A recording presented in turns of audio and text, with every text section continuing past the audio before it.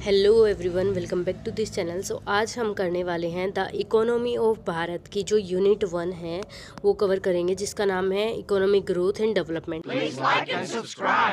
तो सबसे पहले देखते हैं इसका सिलेबस क्या है, कितने इसमें यूनिट्स हैं, मोटा मोटा देखते हैं। वैसे हमने गाइडलाइंस पे और सिलेबस पे पूरी कंप्लीट वीडियो बनाई है जो कि इसी प्लेलिस्ट में ही है, फर्स्ट वीडियो, वो जाके देख सकते हो। वो देखना ज़रूरी है बिकॉज उसमें सारे कंप्लीट गाइडलाइंस है कि क्या पढ़ना है क्या नहीं पढ़ना।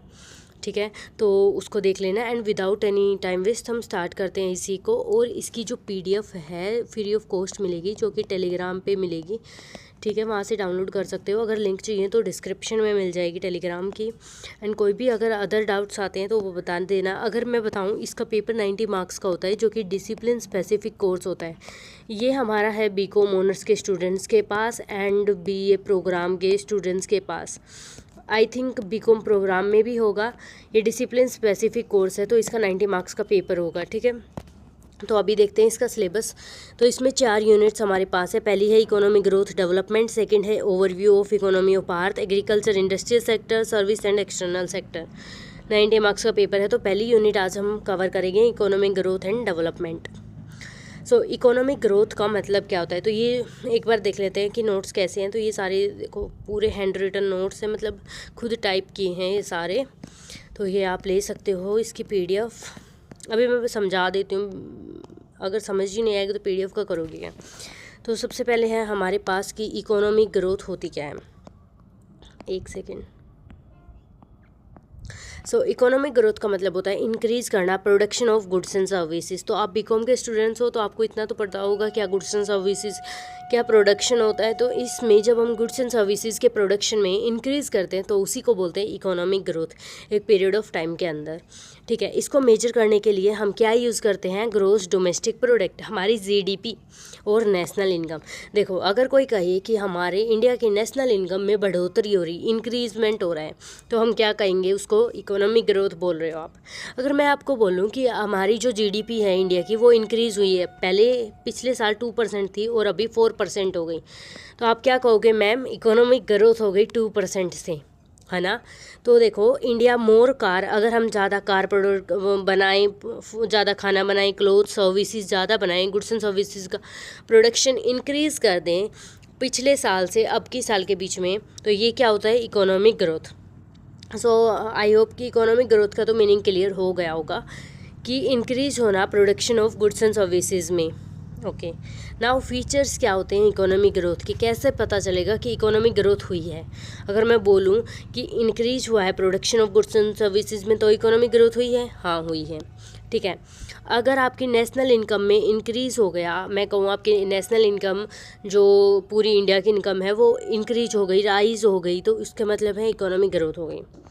ये क्वांटिटेटिव कॉन्सेप्ट होता है, क्यों कि ये फोकस करता है नंबर्स पे, न्यूमेरिकल ग्रोथ पे फोकस करता है। जैसे कि नेशनल इनकम, प्रोडक्शन भी पैसों में आता है, जो हमारी इनकम होती है, सैलरी होती है, ये सब पैसों में आती है, तो ये क्वांटिटेटिव है। ये मेजर किया जाता है जीडीपी और नेशनल इनकम से। अगर आपकी जीडीपी इंक्रीज हो रही है तो भी आपकी इकोनॉमिक ग्रोथ हो रही है, एंड अगर कोई बोले कि नेशनल इनकम इंक्रीज हो रही है तो इसको भी इकोनॉमिक ग्रोथ में कंसीडर किया जाएगा। ये एक कंटिन्यूस प्रोसेस है और लॉन्ग टर्म प्रोसेस है। देखो, हमने यहाँ पे लिखा था कि इसको मेजर करने के लिए एक पीरियड ऑफ टाइम चाहिए, जो कि अराउंड 1 ईयर का होता है। ठीक है, उससे ज़्यादा भी हो सकता है। तो ये क्या है, एक लॉन्ग टर्म प्रोसेस है, शॉर्ट टर्म नहीं है कि एक दिन में हमें इकोनॉमिक ग्रोथ पता चल गई। इससे क्या होता है, इंक्रीज़ होती है per capita income of the country. Per capita income क्या होती है, जैसे आप हो, आपका दोस्त है, आपकी फैमिली मेम्बर्स है, तो सबकी इनकम जो होती है ना वो पर कैपिटा इनकम होती है। आपकी इनकम वो इंडिया के लिए क्या है, पर कैपिटा इनकम। ठीक है, जैसे टोटल इनकम अगर हमारे यहाँ 10 लाख है, पूरी टोटल इनकम इंडिया की लगा के चले, एक हाइपोथेटिकल एग्जांपल है, ये कोई रियल नहीं है। 10 लाख इनकम है और यहाँ पे 1000 लोग रहते हैं। ठीक है, तो टोटल इनकम कितनी हुई, एक आदमी की 1000 इनकम हुई एक आदमी के पास, तो ये क्या होती है, पर कैपिटा इनकम। ये रिफ्लेक्ट करता है expansion of economic productive capacity, कि हमारी इकोनॉमी की कैसी प्रोडक्टिव कैपेसिटी है। प्रोडक्टिव कैपेसिटी का मतलब होता है कितने प्रोडक्शन गुड्स एंड सर्विसेज का हम कर सकते हैं हमारी इकोनॉमी, तो ये भी बताता है। सो इकोनॉमिक ग्रोथ हो गई, देन फीचर्स हो गई इकोनॉमिक ग्रोथ का। तो ये पहला कंसेप्ट था। अगर आपने गाइडलाइंस वाली वीडियो नहीं देखी है तो उसको ज़रूर देखो, और जो मैंने गाइडलाइंस बताई थी यूनिट 1 2 सारी की बताई थी, तो आप पहले यूनिट 1 की लिखो गाइडलाइंस एंड देन ये टॉपिक मैच करके पढ़ो, ठीक है, तभी समझ आएगा, वरना ये नहीं समझ आने वाला, ठीक है। टॉपिक आप टिक लगाते जाओ कि ये टॉपिक हो गई। अगर कुछ रहता है तो ChatGPT गूगल की हेल्प लो, ओके। और इससे बेटर यूटिलाइजेशन होता है रिसोर्सेज का। नाउ अगर आप देखोगे नेक्स्ट कॉन्सेप्ट, तो वो है इकोनॉमिक डेवलपमेंट। सो इकोनॉमिक डेवलपमेंट का मतलब है overall improvement in quality of life of people, not just increase on income. देखो, हम इकोनॉमिक ग्रोथ में तो देखते हैं कि हमारे यहाँ इनकम की इंक्रीजमेंट होनी चाहिए, इनकम में बढ़ोतरी होनी चाहिए, लेकिन इकोनॉमिक जब डेवलपमेंट की बात आती है तो डेवलपमेंट का मतलब होता है ओवरऑल इम्प्रूवमेंट होना क्वालिटी ऑफ लाइफ में। हमारी जो लाइफ है उसको अच्छा बनाना, वहाँ पे जो लोगों की लाइफ है वो इंक्रीज होना, उसके साथ साथ इंक्रीज होना इनकम में। दोनों चीज़ें जब होंगी तो इकोनॉमिक डेवलपमेंट होगा। जैसे कि एजुकेशन अच्छी हो गई, हेल्थ अच्छी, employment, quality, living standards increase हो गए, इनके साथ ये सारी चीज़ें तो होनी चाहिए, इंक्रीज ऑफ प्रोडक्शन तो होना चाहिए, उसके साथ साथ इकोनॉमिक डेवलपमेंट में education, health, employment, quality, living standards, इन सब पे फोकस किया जाता है, okay. Economic development refers to both increase in income as well as increase in people wellbeing. उनकी लोगों की वेलबींग में भी इंक्रीजमेंट होना चाहिए, उनकी क्वालिटी ऑफ लाइफ भी इंक्रीज होनी चाहिए, तो इसको बोलते हैं economic development. Now we have features of economic development. इससे क्या होगा, ये फोकस करता है इम्प्रूविंग ह्यूमन लाइफ और क्वालिटी ऑफ लाइफ देता है। इंक्लूड होता है इसमें इकोनॉमिक ग्रोथ और सोशल डेवलपमेंट। आप लिख भी सकते हो कि economic development is equal to economic development is equal to हमारा economic growth plus social development, या फिर ऐसे बड़ा सर्कल बना दिया जिसमें इकोनॉमिक डेवलपमेंट लिख दिया, देन छोटा circle economic growth and then plus छोटा सर्कल HD। तो ऐसे करके डायग्राम्स बनानी है, ठीक है। ये हेल्प करता है reducing poverty and unemployment. Poverty का मतलब होता है गरीबी, अनएम्प्लॉयमेंट मतलब बेरोजगार, एम्प्लॉयमेंट बढ़ाता है ये रिड्यूस करता है income in equality among people. कोई 1000 रुपये कमा रहा है, कोई 100 रुपये कमा रहा है एक ही कंपनी में जॉब करते हुए, तो इसको कम करते हैं। ये इम्प्रूव करता है education and health care facilities. ये बेटर स्टैंडर्ड ऑफ लाइफ देता है। अगर किसी की हेल्थ, एजुकेशन और एम्प्लॉयमेंट अच्छी होगी तो उसको लाइफ अच्छी मिलेगी। तो ये हमने फीचर्स देख लिए इसके और उसके भी। अब उसके बाद हमारा आता है factors and determinants of economic development. ऐसी क्या चीज़ें हैं जो कि हम करें या फिर इंडिया करे तो उसका इकोनॉमिक डेवलपमेंट होगा, इकोनॉमिक में बढ़ोतरी होगी, डेवलपमेंट होगा। तो ये ऐसे फैक्टर्स हैं जिससे एक कंट्री जल्दी से क्या कर सकती है, इकोनॉमिक डेवलपमेंट। तो इससे क्या करना होगा, उनको प्रोडक्शन, जो पॉवर्टी है, गरीबी है, उसको कम करना होगा, जो कि सरकार कर रही है पब्लिक डिस्ट्रीब्यूशन सिस्टम से, एग्जाम्पल में लिखना है। इम्प्रूव करना होगा लिविंग स्टैंडर्ड्स, ठीक है, जिससे जो लोगों के लाइफ स्टैंडर्ड्स हैं वो इंक्रीज होंगे। ग्रो करना होगा सस्टेनेबली, धीरे धीरे ग्रो करना होगा, एकदम से बढ़ोतरी नहीं हो सकती। तो इसमें हमारे फैक्टर्स हैं जो कि ये वाले हैं, ठीक है। पहला फैक्टर है ह्यूमन कैपिटल। एजुकेशन प्रोवाइड करो skills, health of people, increase productivity and development. आप जितनी अच्छी एजुकेशन दे सकते हो, जितनी अच्छी स्किल्स और हेल्थ लोगों की ध्यान रखोगे ना, तो उतना अच्छा प्रोडक्टिविटी आएगा काम पे भी। लोग जब काम कर रहे होंगे तो अच्छी प्रोडक्टिविटी आएगी एंड इससे डेवलपमेंट होगा। जैसे IT सेक्टर है इंडिया के अंदर। दूसरा कैपिटल फॉर्मेशन। इन्वेस्टमेंट करो आप फिजिकल एसेट्स में, लाइक मशीन्स, रोड्स और इंडस्ट्रीज़ में। इससे क्या होगा, प्रोडक्शन की जो कैपेसिटी है वो इंक्रीज़ होगी, ठीक है, हमारी प्रोडक्शन की कैपेसिटी इंक्रीज़ होगी। उसके बाद थर्ड फैक्टर है टेक्नोलॉजी।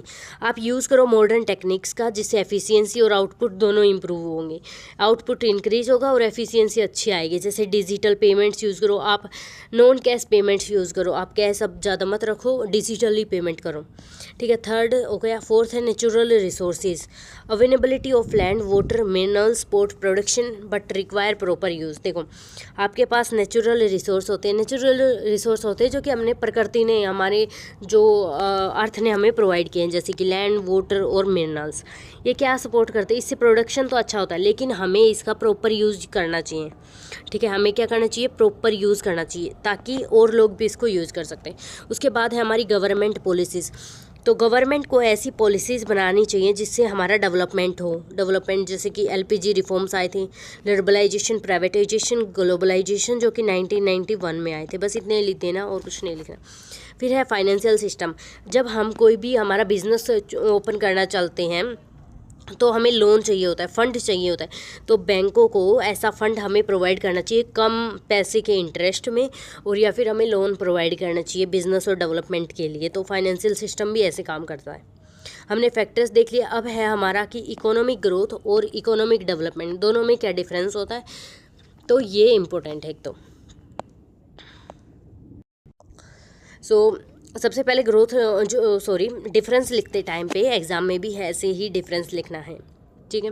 और एक काम और कर सकते हो, मैंने इकोनॉमिक ग्रोथ के मीनिंग बताया, डेवलपमेंट पहले बता दिया और इसका फीचर्स भी बता दिया, वो भी लिख सकते हो। बिकॉज 18 मार्क्स में अगर पूछ लिया तो क्या लिखना है, बहुत ज़्यादा लिखना है, तो वो फीचर्स और मीनिंग भी लिखना है दोनों के। और देन हमें टेबल बनानी है ऐसे ही सेम बेसिस से लिखने हैं, देन ये बना के, ठीक है। मीनिंग मतलब क्या होता है, इकोनॉमिक ग्रोथ मतलब नेशनल इनकम में इंक्रीज होना और आउटपुट में इंक्रीज होना। आउटपुट मतलब production of goods and services.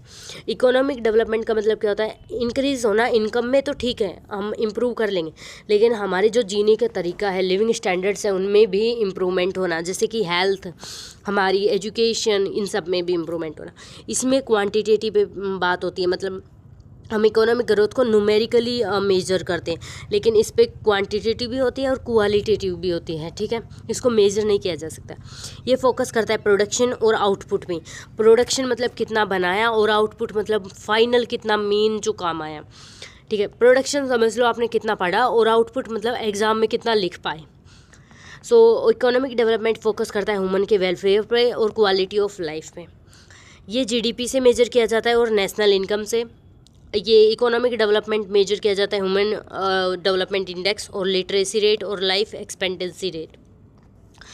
Human development rate के डेवलपमेंट है, लिटरेसी मतलब पढ़े लिखे लोग, और लाइफ एक्सपेक्टेंसी मतलब जैसे 70+ ज़्यादातर लोग जीते हैं फिर मर जाते हैं, मतलब कितनी लाइफ हमारी एक्सपेक्टेड होती है। इसका नैरो स्कोप होता है, ये वाइड स्कोप होता है, क्योंकि इसमें हेल्थ वगैरह भी कंसीडर की जाती है।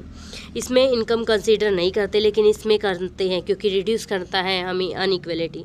ये शॉर्ट टर्म के लिए होता है, लेकिन ये लॉन्ग टर्म प्रोसेस होती हैं। फिर है यहाँ पे इकोनॉमिक आउटपुट इंक्रीज होता है और यहाँ पे ओवरऑल डेवलपमेंट होता है सोसाइटी का। तो ये हमारा था डिफरेंस। अब उसके बाद आता है ancient economy of Bharat.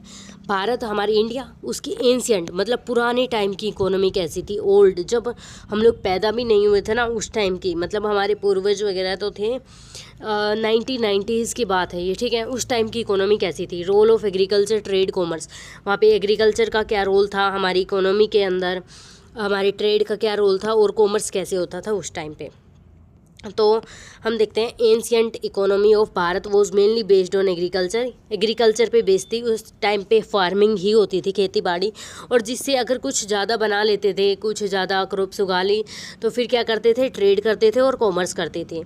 Self sufficient ज़्यादातर थे, मतलब इतना ही उगा पाते थे लोग, इतनी ही क्रॉप प्रोडक्शन कर पाते थे जितनी वो खुद खा लेते थे, ठीक है। बेचने के लिए कुछ ही लोगों के पास कुछ बचता था। उस टाइम पे कैसी थी, मतलब नेचर कैसा था उसका, जैसे आज हमारा नेचर होता है वैसे उनका नेचर था। तो एक तो रूरल थी और एग्रीकल्चर बेस इकोनॉमी थी हमारी, गाँव में लोग रहते थे और खेती बाड़ी पे डिपेंड होते थे। विलेजर सेल्फ सफिशिएंट एक्ट करते थे, मतलब इतना बना लेते थे, इतनी यूनिट्स प्रोड्यूस कर लेते थे कि वो खुद खा लें, ठीक है। ज़्यादा प्रोडक्शन नहीं हो पाता था। प्रोडक्शन बेस था, लोकल कंजप्शन के लिए ही बनाते थे। फिर बार्टर सिस्टम था उस टाइम पे, पैसा नहीं चलता था उस टाइम पे, मनी नहीं थी, नो मनी, ठीक है। तो अब मनी नहीं थी तो कैसे एक्सचेंज होता है।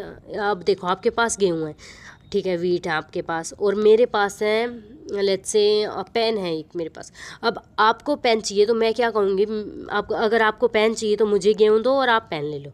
तो ऐसे एक्सचेंज होता था, या फिर कुछ और चीज़ों के साथ एक्सचेंज। वहाँ पे पैसा था ही नहीं, मनी नहीं थी। अगर आज के टाइम पे मनी ना हो तो कितना डिफ़िकल्ट हो जाता है ना चीज़ों को मैनेज करना, तो वैसे ही उस टाइम पे मनी नहीं थी, बार्टर सिस्टम था, तो ऐसा चलता था। फिर यहाँ पे हमारे क्राफ्ट और ट्रेड्स चलते थे जो कि रेगुलेट किए जाते थे।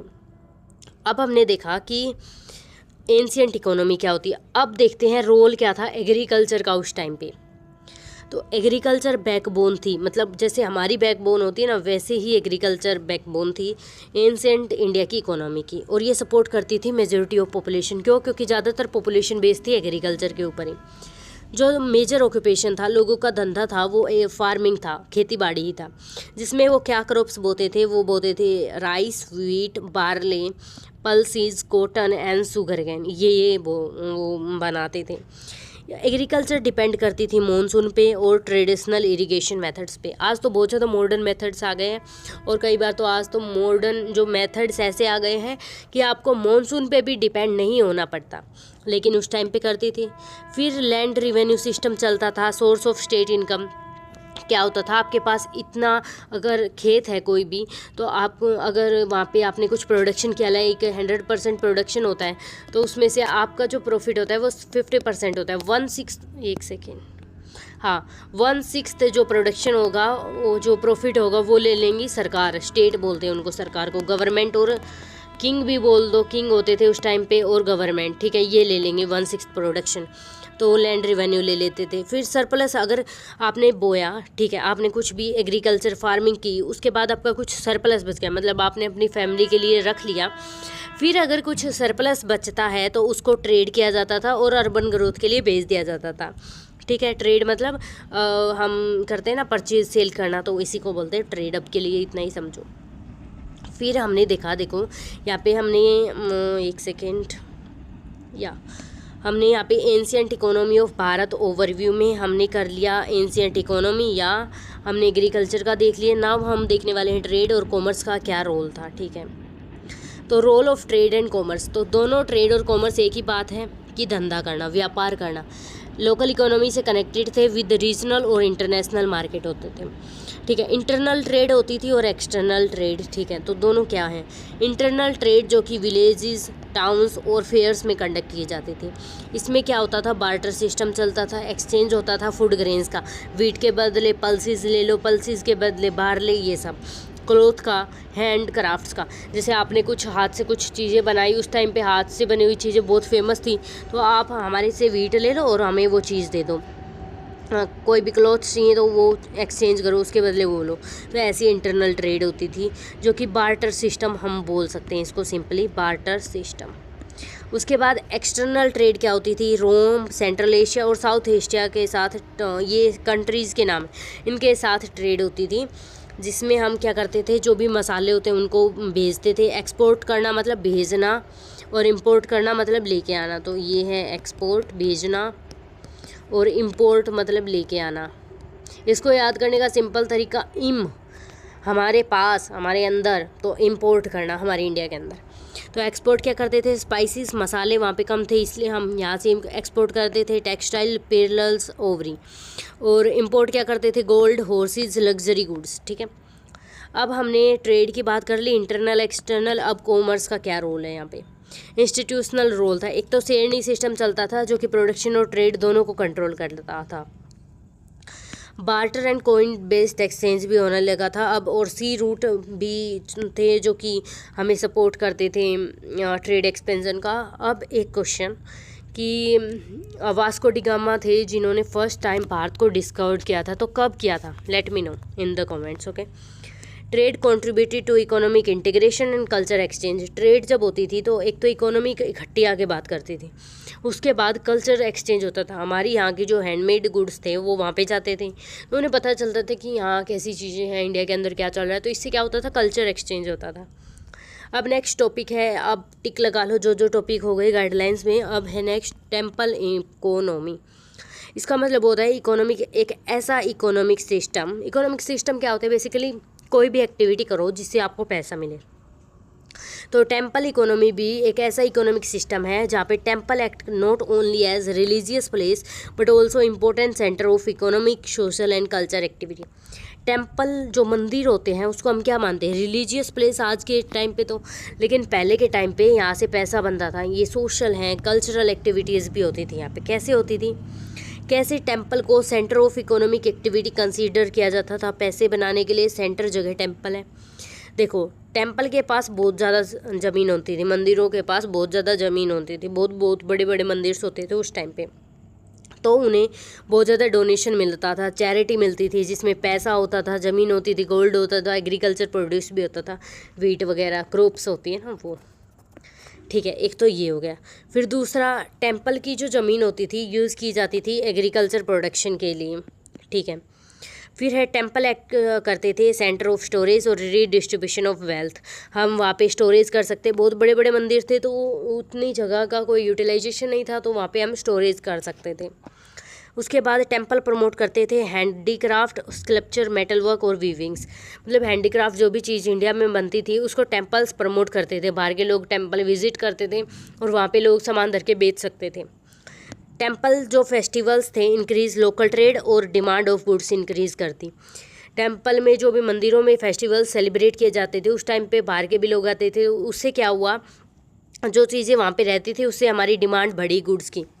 टेम्पल एक्ट करते थे बैंकिंग का सेंटर, जिसमें डोनेशन होता था और इंडोरमेंट्स होते थे, तो ऐसे टेम्पल एक्ट करते थे centre of economic activity. Now क्या टेम्पल का रोल था इन एम्प्लॉयमेंट जनरेशन? उस टाइम पे जो एम्प्लॉयमेंट जनरेशन हुई थी उसके अंदर टेम्पल्स का क्या रोल था? तो टेम्पल्स दो टाइप से एम्प्लॉयमेंट जनरेशन करते थे, डायरेक्ट और इनडायरेक्ट। ठीक है, डायरेक्ट इनडायरेक्ट। डायरेक्ट में जैसे कि मंदिर में आप पुजारी का काम कर लो, एडमिनिस्ट्रेशन स्टाफ का काम कर लो, सिक्योरिटी का काम कर लो, मेंटेनेंस का काम कर लो, आर्टिस्ट, स्कल्पचर, क्राफ्टमैन, तो ये डायरेक्ट कि टेम्पल से रिलेटेड ही काम करो। इनडायरेक्ट में जो फार्मर्स थे वर्किंग ऑन टेम्पल के पास जो ज़मीन थी, बहुत ज़्यादा ज़मीन होती थी तो उसमें खेती बाड़ी कर रहे थे लोग। ट्रेडर्स जो कि सप्लाई करते थे गुड्स फॉर टेम्पल्स, रिचुअल और फेस्टिवल। अगर आज टेम्पल में कुछ फेस्टिवल बनाना है तो उसके लिए जो गुड्स आएंगे तो वो सप्लाई करने वाले ट्रेडर्स। आर्टिसियंस जो कि आइडल्स, लैम्प्स, ऑफरिंग्स बेचते थे, मतलब मंदिर में फ़ोटोज़ देवताओं की, वो सब तो इनडायरेक्ट एम्प्लॉयमेंट। सो ये भी हो गई टेम्पल इकोनॉमी के बारे में। Now let's come to Kautilya Arthashastra and economic development. सबको पता है अर्थशास्त्र क्या है, एक इंडियन टेक्स्ट है जो कि कौटिल्य ने लिखा था, जिसको बोलते हैं चाणक्य, वेरी फेमस पर्सन। सो ये चीफ एडवाइज़र थे किसके? चंद्रगुप्त मौर्य, जो कि किंग था। ये अब बताते हैं अर्थशास्त्र में क्या है एक्चुअली। स्टेट क्राफ्ट, इकोनॉमिक्स और एडमिनिस्ट्रेशन, पॉलिटिकल स्ट्रैटेजी, मतलब एक गवर्नमेंट सरकार है उसको कैसे काम करना चाहिए, कैसे मैनेजमेंट संभालनी चाहिए, तो वो सब इसमें बताया गया है। ये एक्सप्लेन करता है how a state should manage agriculture, taxation, trade and law और police welfare, public welfare. Agriculture, taxation, trade, law, public welfare, इन सबको कैसे मैनेज करना चाहिए ये इस बुक में बताया गया है। अर्थशास्त्र क्या है? एक बुक है जो कि लिखी थी कौटिल्य ऋषि ने। इसकी इम्पोर्टेंस क्या है?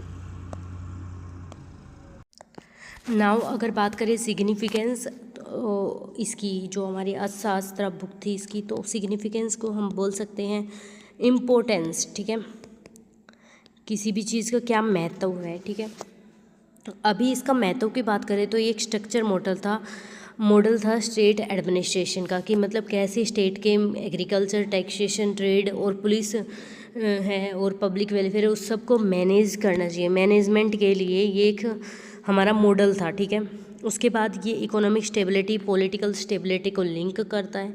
इसमें बताया हुआ है कि कैसे हम टैक्सेशन कर सकते हैं, रिवेन्यू कलेक्शन और ट्रेड कर सकते हैं, क्या क्या रूल्स होने चाहिए उन सब चीज़ों के और क्या रेगुलेशंस होने चाहिए। ठीक है, और इसमें आइडिया दिया है कि कैसे हम प्लानिंग कर सकते हैं और इकोनॉमिक कंट्रोल कर सकते हैं। इसमें हमें बताया गया है कि क्या सोर्सेज हैं इकोनॉमिक, जो भी हमारे इंडिया के थॉट हैं उन सब के बारे में, तो ये इम्पोर्टेंस है। वैसे भी आप लिख सकते हो, इससे हमारी इकोनॉमिक ग्रोथ होती है, डेवलपमेंट होती है, प्रोडक्शन इंक्रीज़ होता है, आउटपुट इंक्रीज़ होता है और बेटर लाइफ होती है, स्टैंडर्ड ऑफ लाइफ इंक्रीज होती है, कुछ भी लिख दो, सब इसकी इम्पोर्टेंस ही है। उसके बाद अब यहाँ पे हमने बात की थी स्टेट के बारे में कि स्टेट कैसे मैनेज करे, agriculture, taxation, trade, law and public welfare. तो अभी यहाँ पे बात है concept of state economy in अर्थशास्त्र की, मतलब जो स्टेट है ये क्या होती है, इकोनॉमी है ये क्या होती है। अर्थशास्त्र के अंदर, ये बुक के अंदर स्टेट इकोनॉमी क्या है ये बात की गई है। ठीक है, तो अभी हम बात करते हैं अर्थशास्त्र के अंदर स्टेट क्या है। एक सेंट्रल अथॉरिटी जो कि रिस्पॉन्सिबल होती है for maintaining economic order and public welfare, मतलब एक ऐसी अथॉरिटी जिसके ऊपर जिम्मेवारी होती है कि वो मेंटेन करे इकोनॉमिक ऑर्डर्स को और पब्लिक वेलफेयर को। ठीक है, और इकोनॉमी फ्री नहीं होती, इंडिपेंडेंट नहीं होती। क्यों? क्योंकि इसके ऊपर रूल्स रेगुलेशंस बनाती है कौन, स्टेट बनाती है, ठीक है। So it is not free और इंडिपेंडेंट, इसके ऊपर रूल्स रेगुलेशंस बनाती है स्टेट। और एग्रीकल्चर है वो इम्पोर्टेंट इकोनॉमिक एक्टिविटी है जो कि ट्रेड और इंडस्ट्री से होती है। स्टेट कंट्रोल करती है मेजर इकोनॉमिक एक्टिविटीज़ को। एग्रीकल्चर बेस है इकोनॉमिक एक्टिविटी का। ट्रेड, प्राइसिंग, प्रोडक्शन रेगुलेट किए जाते हैं बाय स्टेट। उसके बाद हमारे पास है economic activities are linked with national security, तो ये भी काम स्टेट का होता है। वेलफेयर ऑफ द सिटीजन, ये भी काम स्टेट का होता है, मेन ऑब्जेक्टिव होता है स्टेट का ये, ठीक है। और ये आप रहने दो अभी। उसके बाद आता है रोल ऑफ किंग और स्टेट इन इकोनॉमिक मैनेजमेंट। क्या रोल होता है एक राजा का या फिर किसी भी सरकार का इकोनॉमिक मैनेजमेंट के अंदर। ये सब है किसके अंदर, अगर आपने गाइडलाइंस पढ़ी है ना तो उससे समझ आ रहा होगा ये टॉपिक्स किसके हैं, ये बुक के हैं उसके अर्थशास्त्र के, तो ये यहाँ से करने हैं। अगर अर्थशास्त्र बुक के बारे में कुछ भी पूछे तो हमें ये सारी चीज़ें लिखनी है, role of king, state, king वगैरह क्या होता है, स्टेट क्या होती है, ठीक है। किंग को क्या बना जाता है, एक तो protector and manager of the economy. इसकी ड्यूटी सिर्फ पॉलिटिकल नहीं होती, इसकी इकोनॉमिक वेलफेयर भी ड्यूटी होती है। तो हम देखने वाले हैं क्या क्या मेन रोल्स हैं जो कि किंग फॉलो करता है, ठीक है। ये मेन काम है जो कि किंग करता ही करता है। तो यहाँ पे कलेक्शन ऑफ टैक्स, एक तो टैक्स कलेक्ट करता है एक अच्छे तरीके से फेयर मैनर में, मतलब धोखाधड़ी नहीं करता किसी के साथ। पहला, डेवलपमेंट करता है एग्रीकल्चर का through irrigation and land management, सबको जो ज़मीन है वो देता है, और इरिगेशन मतलब सिंचाई वगैरह। रेगुलेशन ऑफ ट्रेड, मार्केट और प्राइजेस। अब ऐसा होता है कई बार जो जिसके पास जो चीज़ है उसके प्राइजेस वो बहुत बड़े बना दे, बहुत ज़्यादा बढ़ा दे या फिर बहुत ज़्यादा कम कर दे। तो जो राजा होता है उसका मेन काम होता है कि बैलेंस बना के रखे, ना तो आप ज़्यादा बढ़ा सकते ना कम कर सकते ज़्यादा, इस बैलेंस पे आपको रहना होगा, ठीक है। Promotion of mining, forestry, industries का प्रमोशन करता है, मेंटेनेंस करता है लॉ और ऑर्डर की, कंट्रोल करता है करप्शन, मिसयूज़ ऑफ रिसोर्सेज के कंट्रोल करता है, आप पे रूल्स रेगुलेशंस थोपता है कि आप कंट्रोल जो करप्शन है वो ना करो, ना मिसयूज़ करो रिसोर्सेज का। ये इंश्योर करता है कि स्टेट जो है उसके जो रिसोर्सेज हैं वो यूज़ किए जाएँ प्रॉपरली, ताकि जो पब्लिक है उसका वेलफेयर हो सके और इकोनॉमिक ग्रोथ हो सके। नाउ अभी जो अर्थशास्त्र बुक है उसका अभी आज के ज़माने में, मॉडर्न ज़माने में क्या रिलेवेंस है, तो आज भी उतनी इम्पोर्टेंट है, जिससे हमें समझ आता है कि कैसे हमें गवर्नेंस को अंडरस्टैंड करना चाहिए, कैसे इकोनॉमिक पॉलिसी बनानी चाहिए। तो मॉडर्न रिलेवेंस के कुछ पॉइंट्स हैं। टैक्सेशन सिस्टम जो कि मॉडर्न फिस्कल पॉलिसीज़ है उससे रिलेट करता है। स्टेट रेगुलेशन, आज भी स्टेट रेगुलेट करती है पब्लिक सेक्टर को, गवर्नमेंट को कंट्रोल करती है। फोकस करता है एग्रीकल्चर पे, आज भी वही काम है, गवर्नमेंट पॉलिसीज़ भी बनाती है। एंटी करप्शन आइडिया, अर्थशास्त्र में यहाँ पे लिखा है कि कंट्रोल करता है करप्शन, मिसयूज़ ऑफ रिसोर्सेज, आज भी हम करप्ट लोगों को गिरफ्तार करते हैं, ट्रांसपेरेंसी आती है गवर्नेंस के अंदर। Planning concept related to modern economic planning system, ये शो करता है कि प्रिंसिपल्स ऑफ मॉडर्न गवर्नेंस कहाँ से आए, उसकी जो मेन जो रूटें हैं वो कहाँ पे हैं, रूट्स कहाँ पे हैं उसकी, वो इकोनॉमिक थिंकिंग पे है जो कि एंशिएंट टाइप की है, ठीक है। ये हमारा हो गया। अब हमने बात की थी कि जो हमारी इकोनॉमिक ग्रोथ है, ठीक है, उसके बारे में जितनी भी चीज़ें पढ़ी थी वो डन हो चुकी हैं। दूसरा जो पार्ट था यूनिट 2 का ही, वो था इकोनॉमिक डेवलपमेंट। अब हम पढ़ेंगे इकोनॉमिक डेवलपमेंट के मेजर्स, जिसमें हमने देखा था मेजर्स में आता है ह्यूमन डेवलपमेंट इंडेक्स, तो उसी के बारे में अभी हम पढ़ने वाले हैं, ठीक है। तो अभी स्टार्ट करते हैं ह्यूमन डेवलपमेंट इंडेक्स के बारे में। सबसे पहले पढ़ेंगे ह्यूमन डेवलपमेंट होता क्या है, उसका कंसेप्ट और उसकी इंपॉर्टेंस। गाइडलाइंस में सारी चीज़ें लिखी हुई हैं। ह्यूमन डेवलपमेंट का मतलब क्या होता है, improving quality of life of people by expanding their choices opportunities, मतलब लोगों की जो लाइफ है उसकी क्वालिटी को इम्प्रूव करना, किससे, उनकी चॉइसेस अपॉर्चुनिटीज़ से, लोगों को अलग अलग अवसर प्रोवाइड करना ताकि वो काम कर सकें, उनको एम्प्लॉयमेंट प्रोवाइड करना, उनको चॉइसेस प्रोवाइड करना चीज़ों में। जैसे कि अगर आप शॉपिंग करने जाते हो तो अगर आपको जो मॉल है या फिर जो भी शॉप है उस पर अलग अलग चॉइस नहीं मिलती तो आप वहाँ पे सेटिस्फाइड फील नहीं करते। वैसे ही गवर्नमेंट आपको अलग अलग चॉइसेस प्रोवाइड करती कि आप इस एग्ज़ाम की तैयारी नहीं करना चाहते या फिर कोई भी एग्ज़ाम की आप पढ़ाई नहीं करना चाहते तो आप वैसे काम कर सकते हो, आप कोई भी स्किल्स सीख सकते हो, तो ऐसे होता है, ठीक है। इसमें सिर्फ हम इनकम के बारे में बात नहीं करते, इसमें हम एजुकेशन, हेल्थ और स्टैंडर्ड ऑफ लिविंग के बारे में बात करते हैं।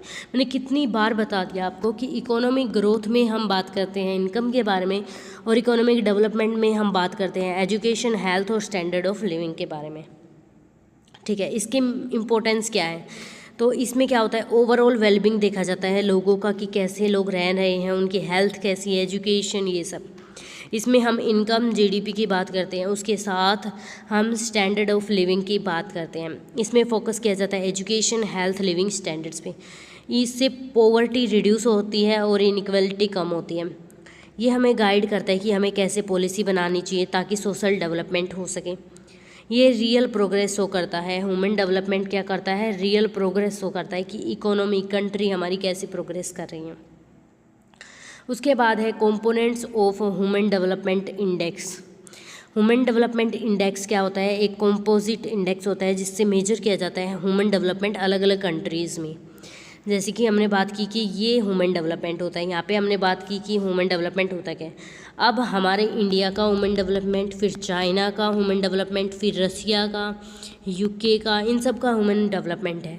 तो अब इन सब को कंपेयर करना कि किसका अच्छा है, किसका बुरा है, कौन सी पोजीशन है, तो इन सब को कंपेयर करने के लिए जो यूएनडीपी ऑर्गेनाइजेशन है, यूनाइटेड नेशन डेवलपमेंट प्रोग्राम, जो रिलीज़ करती है ह्यूमन डेवलपमेंट इंडेक्स, जिससे हम मेजर करते हैं कि ह्यूमन डेवलपमेंट डिफरेंट कंट्रीज़ का क्या है। ठीक है, 3 मेन कंपोनेंट लिखे होते हैं, उसमें 3 मेन चीज़ें लिखी होती है जिससे मेजर किया जाता है एक्चुअली।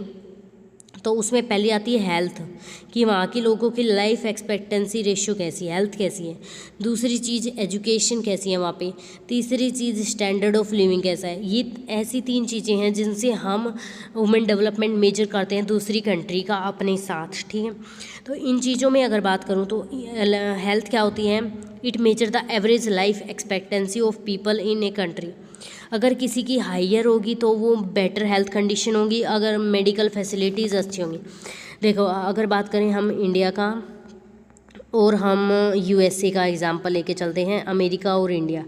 तो इंडिया के अंदर लोग 70+ चलते हैं। ठीक है, 70+ मतलब लोग ज़्यादातर उनकी लाइफ रहती है, और यूएसए में लेट्स से 60+ रहती है। तो किसकी ह्यूमन डेवलपमेंट अच्छा है? आप बोलोगे, डायरेक्टली बोलोगे कि इंडिया का अच्छा है, यहाँ पे 70+ लोग रहते हैं, मतलब 70 साल से भी ऊपर जो लोग होते हैं वो जीते हैं इंडिया के अंदर। मैं एक एग्जांपल ले रही हूँ, ठीक है, ये रियल नहीं है।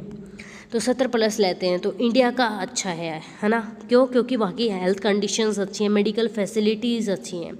अब बात करें कि एजुकेशन में 2 पार्ट हैं, मीन्स ईयर ऑफ स्कूलिंग और एक्सपेक्टेड ईयर ऑफ स्कूलिंग। एक तो कितने साल की स्कूलिंग होती है, जैसे 12 साल की होती है क्योंकि 12 क्लास होती है। एक्सपेक्टेड ईयर ऑफ स्कूलिंग की इतने साल की तो करनी ही चाहिए। लेट्स से कोई LKG UKG नहीं करता तो 10 साल की तो होनी चाहिए।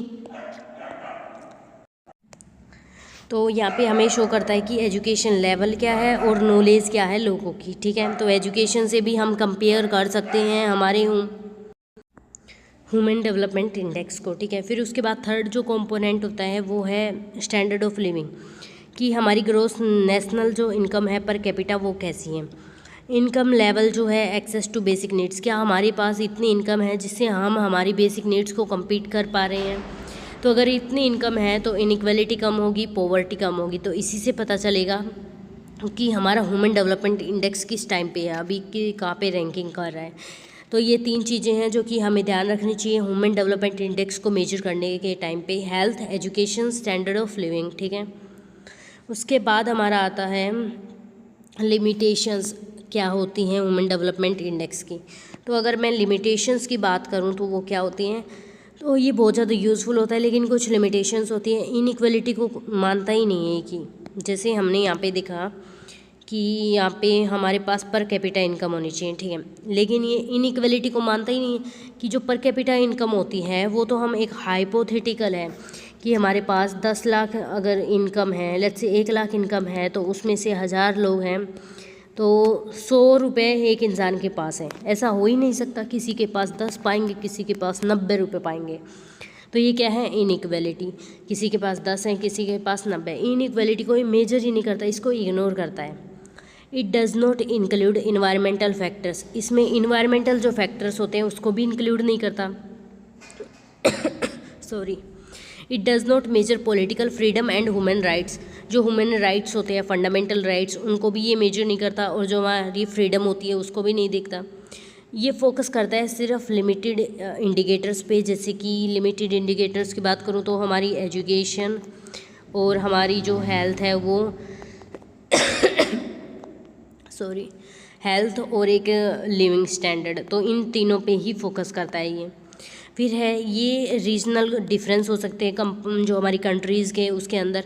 फिर ये इनफॉर्मल सेक्टर को भी कंट्रीब्यूट नहीं करता, सिर्फ फॉर्मल सेक्टर का करता है। और इनफॉर्मल सेक्टर जैसे कि बात करें, डोमेस्टिक, आपकी मम्मी घर पे काम करती है, उसकी इनकम नहीं देखी जाती कि वो कितना काम करती है घर पे, उसकी रिस्पेक्ट करनी चाहिए, लेकिन नहीं करते। लेकिन पापा बाहर जाते हैं, कमा के आते हैं, तो उनकी रिस्पेक्ट बहुत अच्छे से होती है। तो यही है, यहाँ पे भी मेजर नहीं किया जा सकता इनफॉर्मल सेक्टर को, सिर्फ फॉर्मल को ही किया जाता है। प्लीज़ अपनी मम्मियों की रिस्पेक्ट किया करो, बहुत काम होता है घर पे। As a woman I can understand this. Okay, उसको रहने दो। अब ये बात करते हैं हमारी इन्वायरमेंट एंड सस्टेनेबल डेवलपमेंट। अगर आप गाइडलाइंस आपने देखी होंगी तो उसमें पार्ट 1 जो था यूनिट 1 का, वो हमने अभी कर लिया। यहाँ से हमारा पार्ट 2 शुरू होता है, ठीक है, ये है पार्ट 2। तो अभी पार्ट 2 पे चलो और इसको पढ़ो। पार्ट 2 में है हमारे पास इन्वायरमेंट क्या होता है और सस्टेनेबल डेवलपमेंट।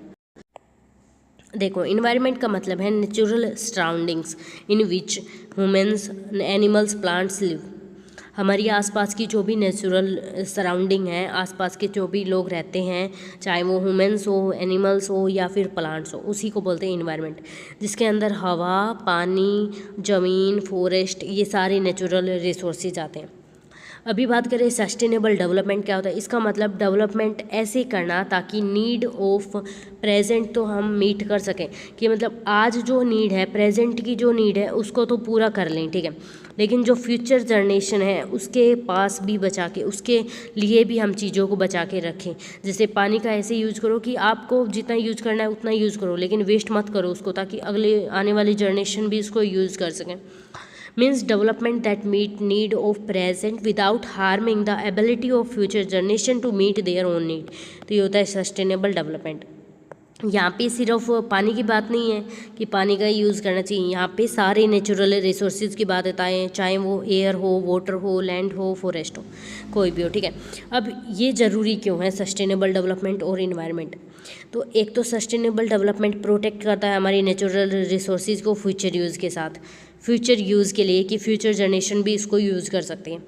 ये बैलेंस इंश्योर करता है इकोनॉमिक एंड इन्वायरमेंट ग्रोथ में, इम्प्रूव करता है हमारी क्वालिटी ऑफ लाइफ। उसके बाद रिड्यूस करता है इन्वायरमेंटल डैमेज। अगर हम वाटर का अच्छे से यूज़ करेंगे और फ्यूचर के लिए बचा के रखेंगे तो वाटर वेस्टेज कम होगा। प्रमोट करता है लॉन्ग टर्म गोल। आज ही तो फ्यूचर जनरेशन नहीं आ रही है, वो बहुत टाइम लेगी, तो इससे लॉन्ग टर्म डेवलपमेंट प्रमोट होगा। उसके बाद है इकोनॉमिक ग्रोथ और इन्वायरमेंटल डिग्रेडेशन क्या होता है। इकोनॉमिक ग्रोथ का मतलब होता है इंक्रीज होना production income of an economy. Economic growth का बात करा था कि हमने इंक्रीज होना production of goods and services और इकोनॉमी में, सॉरी, इनकम में। ये मेजर की जाती है जीडीपी से और नेशनल इनकम से। नेशनल इनकम को हम बोलते हैं एनएनपी से। रैपिड इकोनॉमिक ग्रोथ को से क्या होता है, जो इन्वायरमेंटल डिग्रेडेशन होता है। अभी इन्वायरमेंटल डिग्रेडेशन का मतलब डैमेज करना इन्वायरमेंट को, क्योंकि ह्यूमन एक्टिविटी होती है। जैसे कि अगर कंपनी खुल गई तो कंपनी से क्या होगा, प्रोडक्शन बढ़ेगा, ठीक है, प्रोडक्शन बढ़ गया कंपनी ओपन होने से, तो ये प्रोडक्शन इंक्रीज़ हुआ तो इकोनॉमिक ग्रोथ हो गई, ठीक है। लेकिन दूसरी तरफ इन्वायरमेंट पे क्या इम्पैक्ट पड़ा, इन्वायरमेंटल पे हो जाए वाटर का प्रॉब्लम, एयर की प्रॉब्लम, पोल्यूशन बढ़ रहा है, पोल्यूशन, ठीक है, तो ये क्या हुआ, इन्वायरमेंटल डिग्रेडेशन हुआ, इन्वायरमेंटल डिग्रेडेशन। तो ऐसे हमें ध्यान में रखना चाहिए। इनके बीच में क्या लिंक है, देखो, इंडस्ट्रीज़, अगर जितनी ज़्यादा इंडस्ट्रीज़ बढ़ेंगी उतना ज़्यादा पोल्यूशन इंक्रीज़ होगा। अब हमें इंडस्ट्रीज़ बनाने के लिए जगह चाहिए, हवा में तो हम खड़ी नहीं कर सकते, तो उसके लिए हमें फॉरेस्ट को काटना पड़ता है, तो इससे बायोडाइवर्सिटी कम होगी। अर्बनाइजेशन इंक्रीज़ होगा तो वेस्ट और एयर पोल्यूशन भी इंक्रीज होगा। अब इससे हम ओवर यूज़ करेंगे नेचुरल रिसोर्सेज का, जिससे डिप्लेटेशन हो सकता है। डिप्लेटेशन मतलब 6th क्लास में पढ़ा होगा, ये करस्ट होती है, ये मेंटल होती है, सॉरी, ये करस्ट होती है फर्स्ट लेयर, एंड देन ये मेंटल होती है बीच वाली लेयर, और ये बना सकते हो पेपर में, और ये कोर होती है, ठीक है। अभी जो हम ज़्यादा यूज़ करते रहते हैं रिसोर्सेज का, तो जो ये फर्स्ट वाली लेयर है ना, ये ख़राब हो जाती है, वेस्ट हो जाती है, तो इससे डिप्लीटेशन हो जाता है। ठीक है, उसके बाद है ग्लोबल इन्वायरमेंटल थ्रेट्स। क्या क्या इन्वायरमेंटल थ्रेट्स है जो कि पूरी अर्थ पे फेस करने पड़ते हैं सभी कंट्रीज़ को, 120+ कंट्रीज़ को, जो भी अर्थ पे रहते हैं सभी को, जो कि इंटायर प्लेनेट को फेस करने पड़ते हैं। इंटरनेशनल कोऑपरेशन चाहिए जिसके लिए, जैसे WTO बनते हैं, WHO बनते हैं, ये इंटरनेशनल कोऑपरेशन है जो कि सब कंट्रीज़ के लिए एक ही होता है। जैसे एयर पोल्यूशन होगा इंडस्ट्रीज से, व्हीकल से, तो एयर पोल्यूशन सबको प्रॉब्लम देगा। वाटर पोल्यूशन भी सबको देगा। Deforestation, ozone layer depletion, climate change, global warming, land degradation, desertification, ये ऐसी प्रॉब्लम्स है जो कि सिर्फ इंडिया के लिए नहीं है, नॉट फॉर ओनली इंडिया, ये सारी कंट्री के लिए है, होल पूरी प्लानेट के लिए हैं ये। ठीक है, तो अभी जो 2 मेन चीज़ें हैं इसके अंदर हमारी जो सिलेबस में गिवन है वो है क्लाइमेट चेंज और ग्लोबल वार्मिंग, ये 2 इंपॉर्टेंट है, इस पे आपका शॉर्ट नोट आ सकता है। पहले ग्लोबल वार्मिंग, तो ग्लोबल वार्मिंग का मतलब होता है gradual increase in earth average temperature due to greenhouse emission. तो देखो जो आपका जो आपकी अर्थ है उसका एवरेज टेम्परेचर कितना होता है, जैसे 40 डिग्री हो गया, अगर चलो 40 डिग्री है, अब ये धीरे धीरे इंक्रीज हो रहा है, पहले 45 हुआ, फिर 47, फिर 49, फिर 50 हो गया, तो ऐसे ग्रेजुअली धीरे धीरे इंक्रीज होना किसके कारण से, ग्रीन हाउस इफेक्ट के कारण से, तो उसी को बोलते हैं ग्लोबल वार्मिंग। इसका मेन प्रॉब्लम होती है कि आप फॉसिल फ्यूल्स हैं जैसे कि कोयल, ऑयल, इन सबको बर्निंग कर रहे हो, पेड़ पौधे काट रहे हो, डिफोरेस्टेशन, इंडस्ट्रीज़ का वेस्ट आ रहा है, व्हीकल पोल्यूशन बढ़ रहा है जैसे दिल्ली में कितना ज़्यादा है। अब इसका इफ़ेक्ट क्या होगा अगर ग्लोबल वार्मिंग होगी, ग्लोबल वार्मिंग, तो इसकी प्रॉब्लम क्या आएगी। देखो एक तो ग्लेशियर्स हैं, जो पहाड़ हैं बड़े बड़े, वो सारी मेल्ट हो जाएंगी, जो पानी बर्फ़ है वो मेल्ट हो जाएगी। इससे क्या होगा, सी लेवल राइज हो जाएगा, जो पानी का सतह है वो राइज हो जाएगा। जैसे आप जाते हो ना ट्रेन वगैरह में, तो वहाँ पे लिखा होता है कि ये सी लेवल है और ये सी लेवल से इतनी ऊपर है। ठीक है, अगर वो सी लेवल इंक्रीज हो गया हमारी ट्रेन्स को खतरा बढ़ जाता है। एक्सट्रीम वेदर कंडीशंस हो जाएंगी, अगर 40+ डिग्री टेम्परेचर चला गया तो कंडीशंस बहुत भयंकर हो जाती हैं। इससे एग्रीकल्चर भी डिपेंड ख़राब होगी, मतलब एग्रीकल्चर पे भी इम्पैक्ट आएगा और फूड सिक्योरिटी पे भी। ठीक है, ये मेजर इफ़ेक्ट्स आते हैं उस पर ग्लोबल वार्मिंग के, हमारी जो कंट्रीज़ हैं इन पे। दूसरा मैंने बताया क्लाइमेट चेंज, तो क्लाइमेट चेंज का मतलब होता है long term change in weather pattern and conditions of earth. Long term change होना क्लाइमेट चेंज कहलाता है। तो क्लाइमेट चेंज किससे होता है, एक तो ग्लोबल वार्मिंग से होता है, ग्लोबल वार्मिंग से होता है ग्रीन हाउस इफेक्ट और ग्लोबल वार्मिंग और ह्यूमन इंडस्ट्रियल वेस्ट। आप लिख सकते हो यहाँ पे air pollution, water pollution, vehicle pollution, जो भी आपके मन में आए सारी चीज़ें लिख दो। यहाँ पे डिफोरेस्टेशन और जो भी चीज़ें हैं वो सारी लिख दो। इफ़ेक्ट इरेगुलर रेनफॉल पैटर्न हो जाएंगे। अगर देखो क्लाइमेट में प्रॉब्लम आएगी तो आपकी रेनफॉल है, जो आपकी जो बारिश होती है वो इरेगुलर हो जाएगी। हीट वेव्स एंड फ्लड्स आने स्टार्ट हो जाएंगे। फिर जो हमारी सूखा पड़ जाएगा जगह जगह पे। फिर उसके बाद इकोसिस्टम में डैमेज हो जाएगा, बायोडाइवर्सिटी में प्रॉब्लम आएंगी। Agriculture, economy, health, overall development पे बहुत ज़्यादा असर डालता है ये।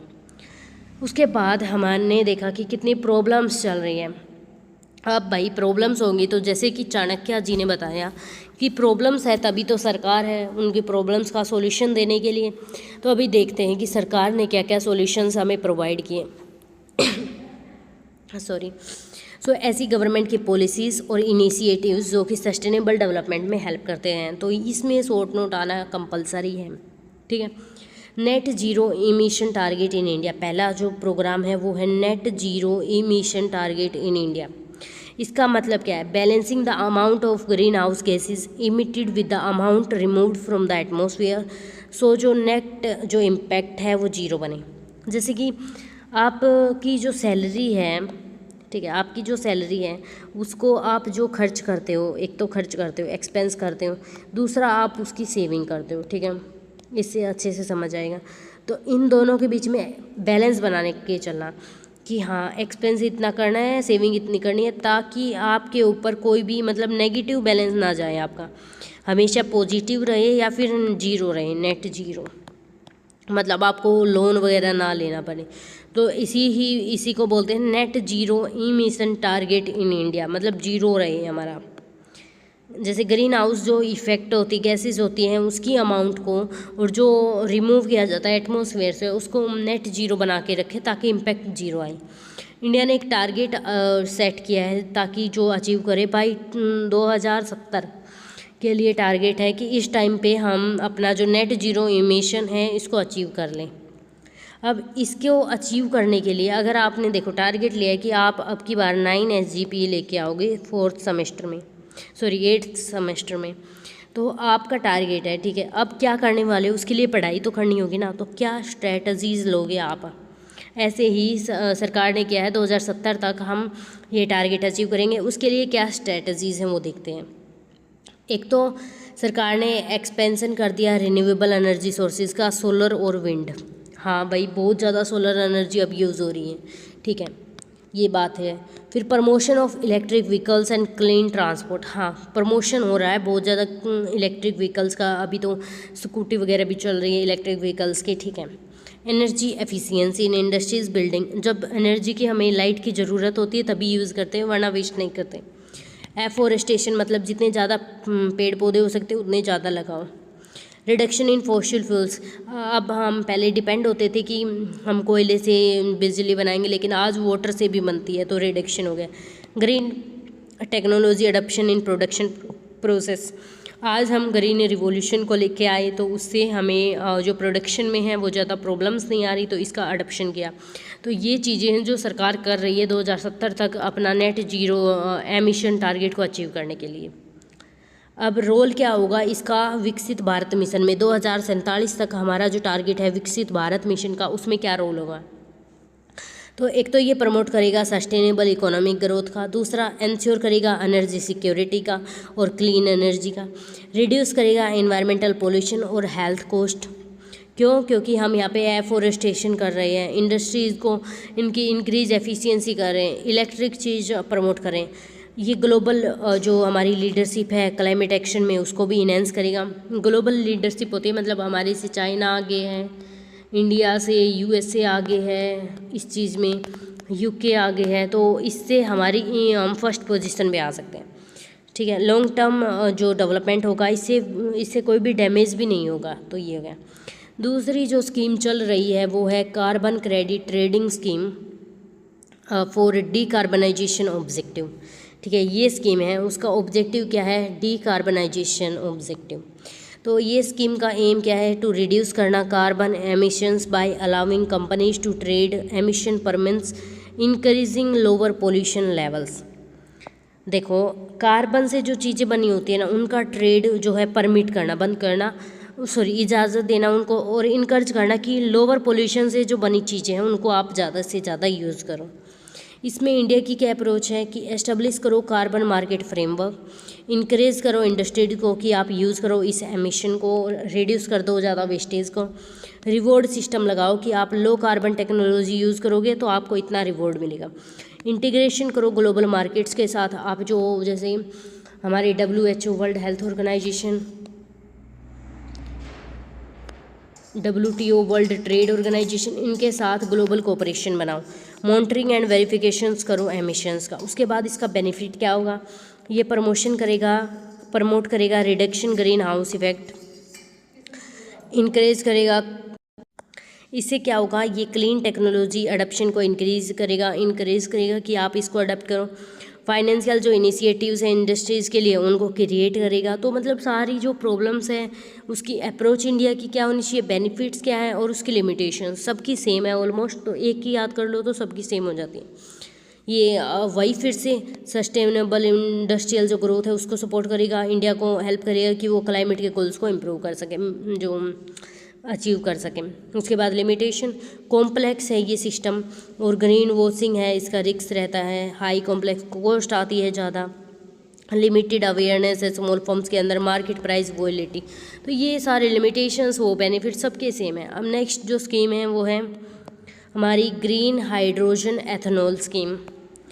ग्रीन हाइड्रोजन का मतलब होता है कि एक hydrogen produce using renewable energy resources, मतलब सोलर और विंड पावर का यूज़ करके हमने रिसोर्सेज बनाए, जैसे कि आज जो बिजली बनती है वाटर का यूज़ करके, तो ये क्या है, ग्रीन हाइड्रोजन।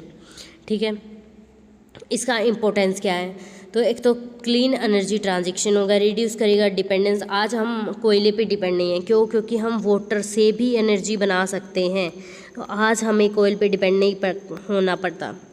ये सपोर्ट करता है डीकार्बनाइजेशन ऑफ इंडस्ट्रीज़, यूज़फुल है ट्रांसपोर्ट, स्टील और केमिकल सेक्टर्स में। ये हेल्प करता है अचीव करने में नेट जीरो एमिशन गोल्स, जो कि हमने पहले पढ़े थे।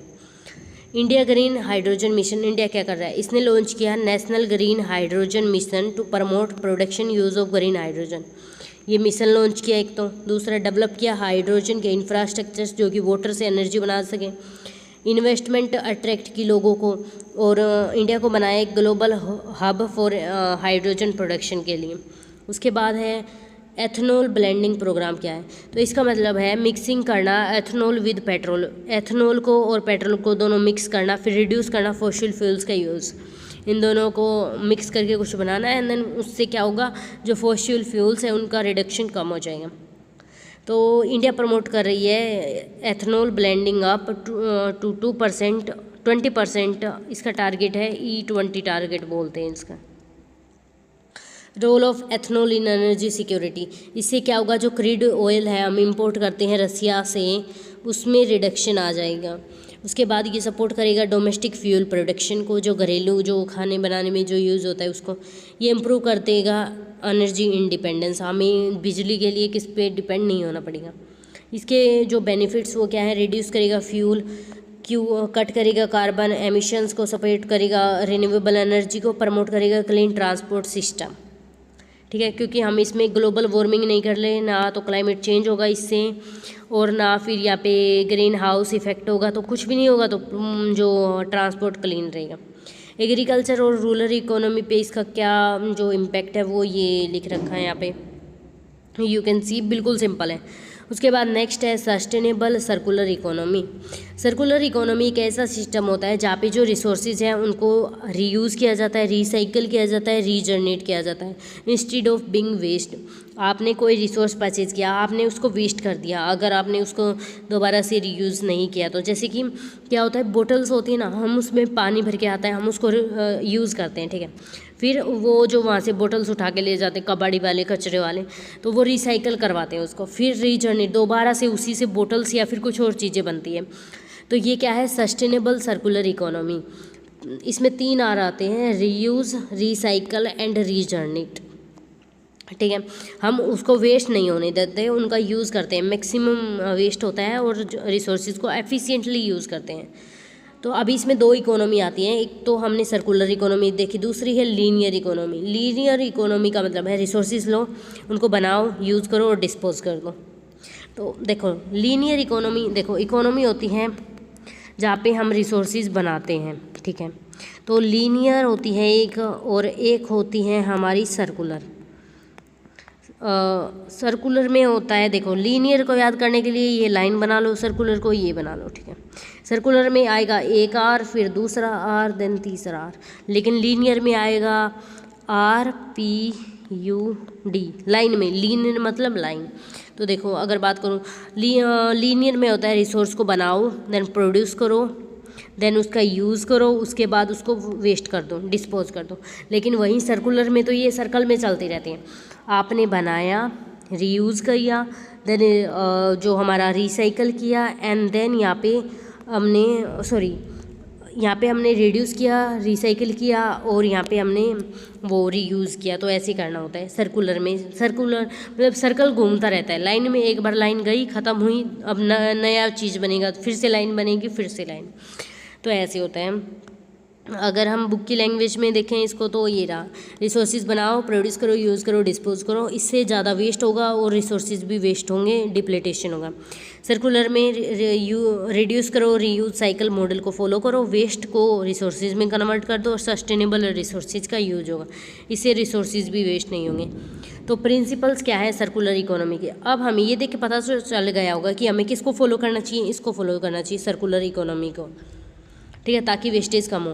तो देखो एक तो रिड्यूस करो रिसोर्स कंजप्शन का, उसके बाद रीयूज़ करो प्रोडक्ट्स और मिनरल्स का, जो भी यूज़ कर ली चीज़ें उनको दोबारा से यूज़ करो। रिसाइकल करो वेस्ट को नए प्रोडक्ट्स में, जो वेस्ट हो गया उसको नए प्रोडक्ट्स में बदलो, जैसे बोटल्स को नए प्रोडक्ट्स में बनाते हैं। देन रिकवर करो एनर्जी फ्रॉम वेस्ट, डिज़ाइन करो प्रोडक्ट्स फ्रॉम लोग जिनकी लाइफ साइकिल ज़्यादा है। इसके बेनिफिट्स क्या हैं? एक तो इससे क्या होगा, आपका इन्वायरमेंटल जो पोल्यूशन है वो कम हो जाएगा। दूसरा, ये नेचुरल रिसोर्सेज को बनाए रखेगा, वेस्टेज कम होगा। तीसरा, इससे क्या होगा, सस्टेनेबल प्रोडक्शन को प्रमोशन होगा। उसके बाद ये क्रिएट करता है ग्रीन जॉब्स, जैसे कि रीयूज़ करोगे, रिड्यूस करोगे और रिसाइकल करोगे तो इससे ग्रीन जो जॉब्स हैं वो प्रमोट होती हैं, जो कि इन्वायरमेंटल फ्रेंडली जॉब्स होती हैं वो प्रमोट होती है। फिर क्या होगा, इम्प्रूव करेगा इकोनॉमिक एफिशिएंसी को। तो अभी हमने पूरा चैप्टर, पूरी यूनिट नंबर 1 कंप्लीट कर ली है। अभी मैं एक आपको बढ़िया सी टिप देने वाली हूँ, ठीक है, मतलब एग्ज़ाम में लिखना क्या है। तो सबसे पहले एग्ज़ाम में अच्छे मार्क्स लेने के लिए, मतलब अच्छे, आपको इंट्रोडक्शन लिखना होता है, देन लास्ट में कंक्लूजन, बीच में जो आपको आपने अभी याद किया पढ़ा वो लिखना होता है, जो भी क्वेश्चन है वहाँ पे पूछा हुआ। तो इंट्रोडक्शन लिखने के लिए आप ये याद कर सकते हो, इस यूनिट से कोई भी क्वेश्चन आए उसमें ये इंट्रोडक्शन डाल देना, कंक्लूजन ये डाल देना, कोई भी क्वेश्चन हो चाहे वो। जैसे इकोनॉमिक डेवलपमेंट एक बोर्ड कॉन्सेप्ट है जो कि फोकस करता है improvement in income, living standards, education, health, overall welfare of people. Modern ज़माने में सस्टेनेबल डेवलपमेंट एक इम्पॉर्टेंट है, क्यों? क्योंकि पोल्यूशन बढ़ रहा है, क्लाइमेट चेंज हो रहा है, रिसोर्सेज ख़राब हो रहे हैं, और इसी के लिए गवर्नमेंट पॉलिसीज़ बनाती है, ग्लोबल इनिशिएटिव्स आती है, जिनका मेन जो एम होता है, मोटिव होता है, वो होता है इकोनॉमिक ग्रोथ और इन्वायरमेंटल प्रोटेक्शन। सिंपल सारा जो चैप्टर है उसकी समरी है ये। उसके बाद कंक्लूजन में आप लिख सकते हो, in conclusion the topic is important for understanding balanced economic development. Sustainable growth require करता है coordination between economic progress and environmental protection. अगर हमें सस्टेनेबल ग्रोथ करनी है तो हमें कोऑर्डिनेशन बना के चलना होगा, किसके बीच में? इकोनॉमिक को प्रोग्रेस और एनवायरनमेंट के प्रोटेक्शन के बीच में। ऐसा नहीं है ज़्यादा से ज़्यादा इंडस्ट्रीज बना दी और फिर उससे पोल्यूशन हो रहा है। ऐसा करो कि इंडस्ट्रीज़ तो बना दी लेकिन पोल्यूशन का भी कुछ उपाय लेके आओ। गवर्नमेंट की जो पॉलिसीज़ है, ग्लोबल कोऑपरेशंस है, वो इंपॉर्टेंट रोल प्ले करती है अचीविंग करने के लिए लॉन्ग टर्म इंक्लूसिव डेवलपमेंट। जैसे हमारा मेन विजन है, एम है विकसित भारत बाई 2047, ठीक है, तो इसको अचीव करने में ये हेल्प करती है।